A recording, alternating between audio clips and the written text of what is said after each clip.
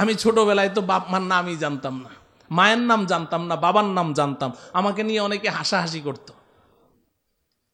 করতো, কয় যে এই তোর মায়ের নাম কি? তা আমি বলতাম শুনছো। তোর বাপের নাম কি? আমি বলতাম শুনছেন। বাপের নাম কি? শুনছেন। মায়ের নাম কি? কারণ সারাদিন দেখতাম আমার বাপে মায়েরে শুনছো করে ডাকে, তা আমি মনে করতাম আমার মায়ের নাম কি? শুনছো। আর আমার মা বাপের কি ডাকে? শুনছেন। নামই জানতাম না। আহা, ওই জমানাটা কত সুন্দর ছিল। আর এখন তো ওই পল্টু কয় যে তা কিভাবে চলতে হবে, যে তুমি আমাকে ডাকবে পল্টু, আমি তোমাকে ডাকবো কি? শিল্পী। তো পল্টু আর শিল্পী তো বলছে ঠিক আছে, আপনি যেভাবে শিখিয়ে দেন। এখন পল্টু আর শিল্পী সংসার করতে করতে আল্লাহ পাকের ইচ্ছায় ফুটফুটে একটা ছেলে সন্তান জন্ম দিল। এখন সন্তানটা যখন কথা বলা শিখেছে, এখন বড় হয়েছে, 3-4 বছর বয়স, এখন সন্তানটা বাপের ডাকে পল্টু, মায়ের ডাকে কি? শিল্পী।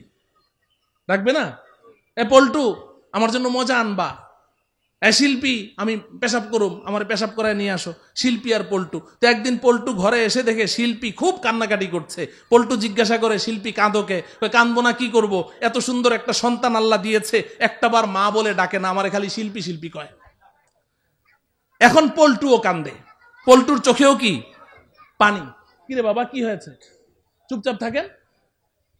এখন পল্টু কয়, পল্টুও কাঁদে, পল্টু কাঁদোকে? কয় ও তো আমারে কি কয় না, আব্বা কয়ে ডাকে না। কয় তাইলে এক কাজ করো, ভুলটা তো আমারই হয়েছে, যে আমরা সিদ্ধান্ত নিয়েছিলাম পল্টু আর শিল্পী ডাকবো, এই কারণেই তো সন্তান বাপ মা ডাকে না। আজকে থেকে আমি তোমার আব্বা কমু, আম্মা কমু, তুমি আমার আব্বা কইবা। তাহলে সন্তানে কি করবে?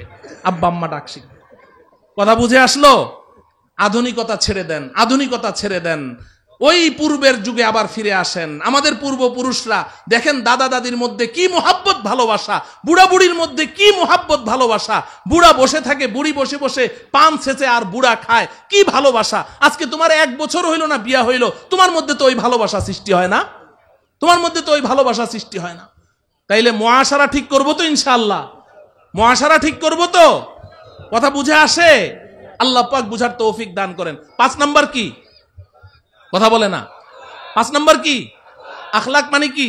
চরিত্র। বলেন আখলাক মানে কি? চরিত্র। আমাদের নবীজি পৃথিবীর সর্বশ্রেষ্ঠ চরিত্রের মালিক ছিলেন, ঠিক কিনা? ইন্নাকা লা আলা খুলুকিন আযীম।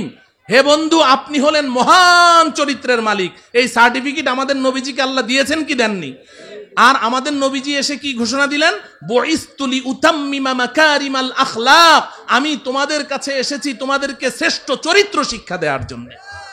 আমাদের নবীজি তো শ্রেষ্ঠ চরিত্র শিক্ষা দিয়েছেন, সাহাবায়ে কেরামকে ওইভাবে গড়েছেন, সাহাবায়ে কেরাম তাবিঈনদেরকে গড়েছেন। কিন্তু অধপতন হতে হতে এখন মুসলমানদের চরিত্র একেবারে শূন্যের কোঠায়। বলেন ঠিক কিনা? এরপরে আবার এত বড় বড় মোবাইল যখন আবিষ্কার হলো, এই মোবাইল যখন যুবক যুবতীদের হাতে হাতে চলে আসলো, এখন যুবক যুবতীদের আখলাক চরিত্র বলতে কোনো কিচ্ছু তো নাই। এটা একেবারে লজ্জাজনক অবস্থানে চলে এসেছে।